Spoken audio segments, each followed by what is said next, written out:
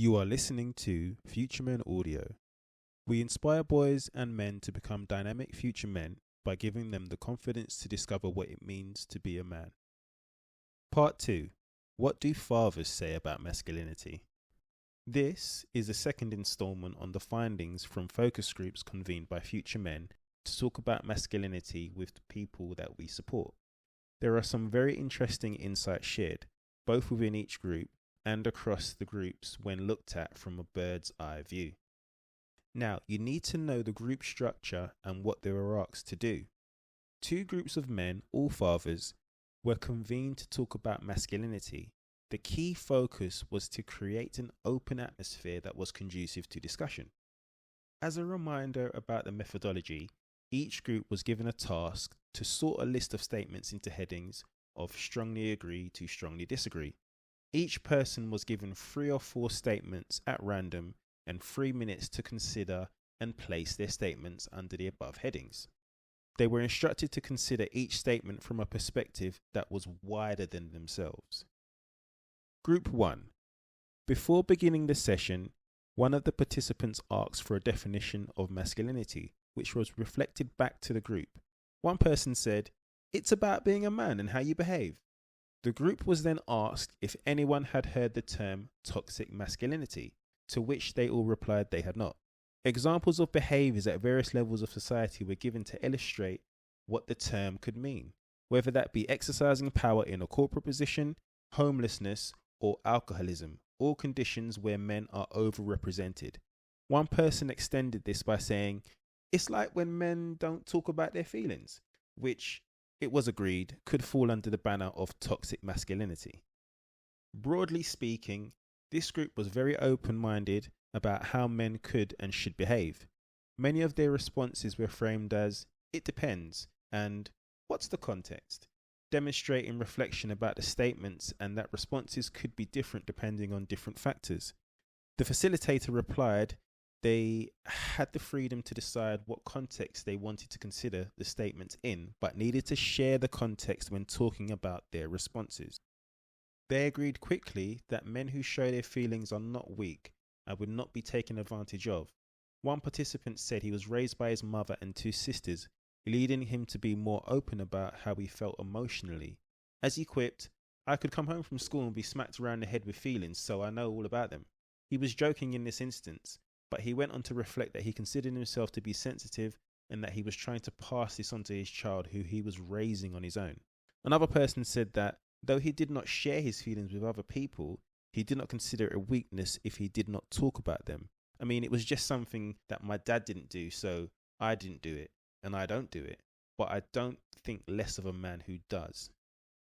There was also a great deal of discussion about men needing to be successful. One person stated that people need to be successful. It is nothing to do with being a man. Another shared that at one point he had owned a nightclub, a dream for him, and a couple of properties overseas, but that did not bring success because he was never at home with his partner, or with his then partner and child.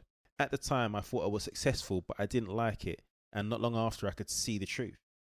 There were a range of statements that the men agreed on, disagreed on, were in the middle on, kind of on the fence with, or strongly agreed on. One of the things that they strongly agreed on was that men need to do the same housework as women. One of the things they disagreed on was that men need to earn more money than their partners.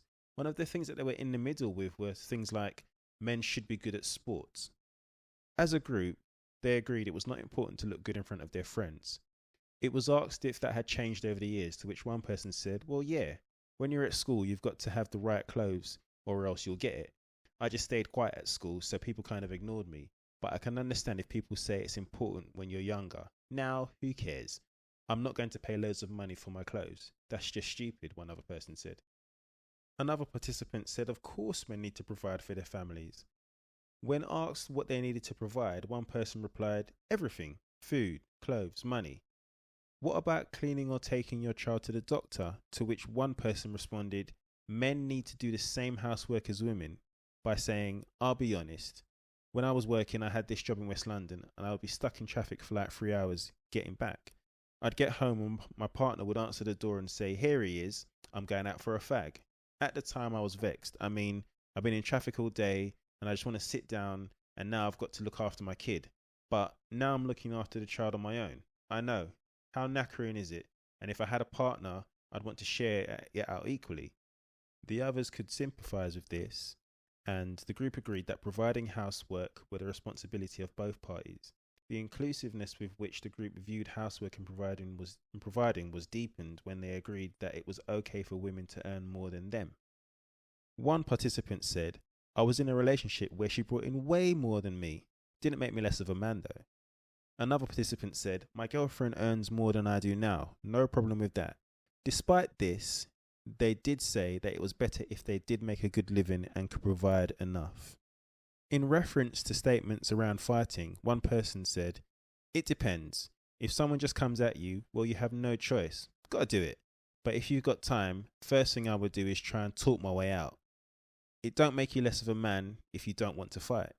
It was very clear that the individuals were considering the statements at a very personal level, and so they were asked if they thought the same would hold true for men in a different part of the country, such as Liverpool. One participant responded, "Never been there, so I couldn't say." And another said, "You get to a certain age and you've got too much to lose, it's not worth it." The group was then asked how much their views had changed since becoming a dad. It's like night and day, meaning that before becoming a father, they would have placed the statements in different positions. Another participant said, "When you have a kid, you've got responsibilities. You've got no time and you've got no energy. Why are you going to be running around like a boy?" Throughout the session, this group kept coming back to the importance of age in the consideration of masculinity. The group did not articulate it in that way, but they were clear, or very clear, that their attitudes and opinions had changed a great deal with age and with the experience of having children. Interestingly, there was minimal reference to culture or ethnicity throughout the conversation. Group 2 proved to be very different in that regard.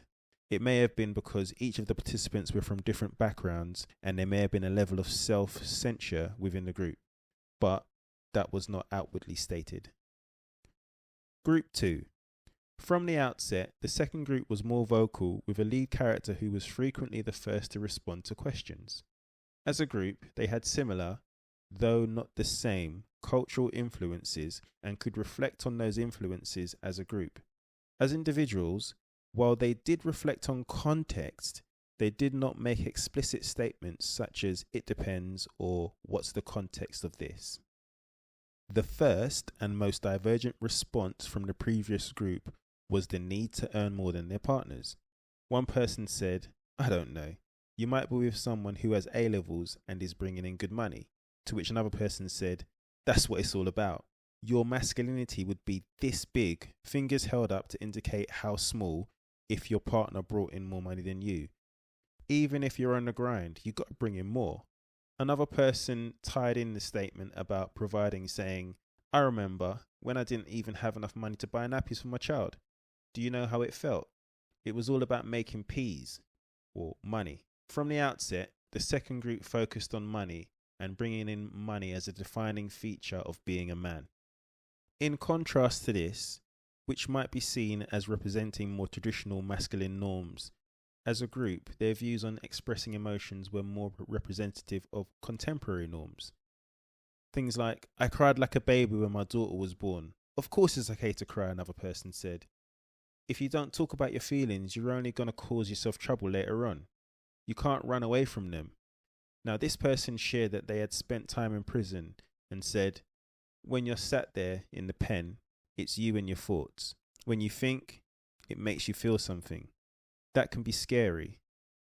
In distinction to potentially being taken advantage of for being sensitive, one person said, "People take advantage of nice people.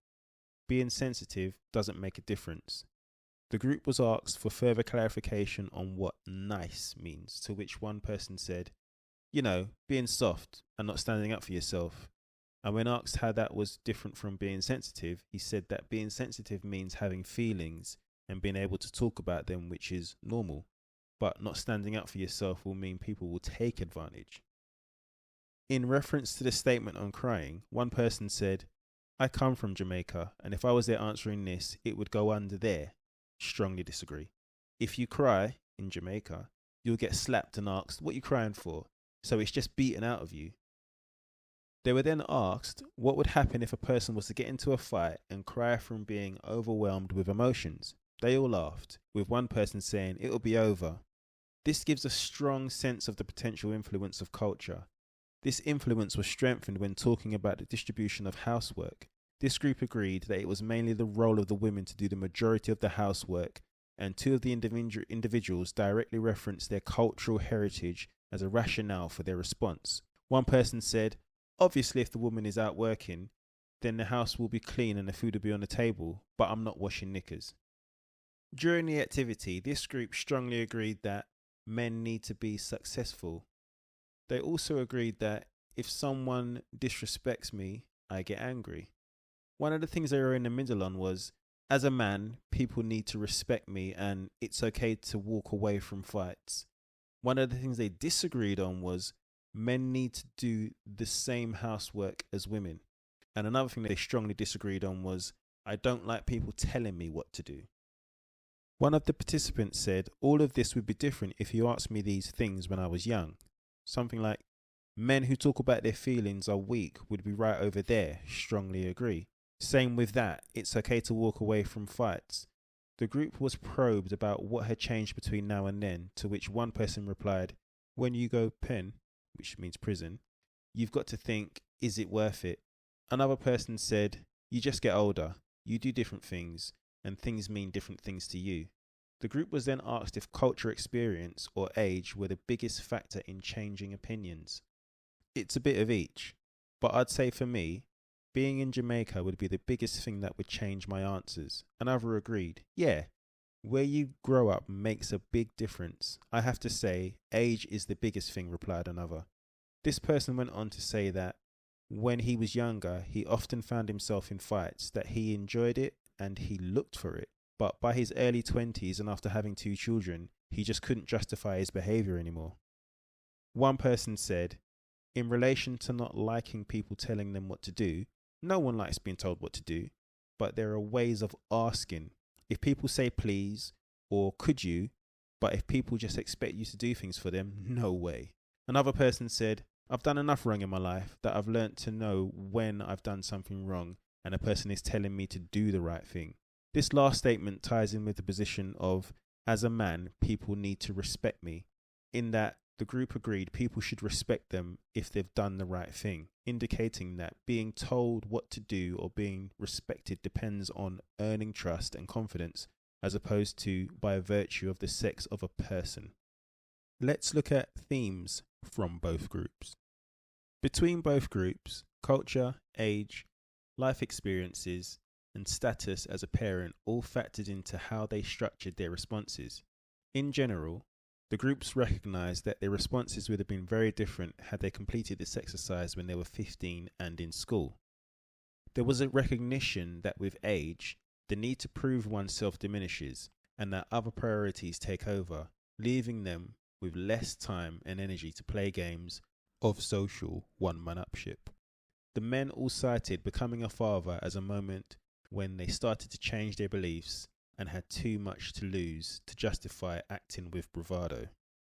One potential conclusion from this is that addressing these issues at younger ages is key to supporting boys and young men to take a more diverse view of what it is to be a man. In doing so, it is possible that the seeds could be sown for supporting boys and young men to consider their thoughts, emotions, and actions in a more considered and objective way. The groups were thanked for their time and engagement in the process. One person said, "It was really interesting and made me think. This would be good for young'uns who need to think about these things." So what's up next? We will be sharing the reflections of boys and young men from a secondary school and one of the youth club's Future Men managers in the next post. You have been listening to Future Men Audio. To find out more, go to www.futuremen.org. That's www.futuremen.org. Or connect with us on Twitter at FutureMenUK or LinkedIn under Future Men.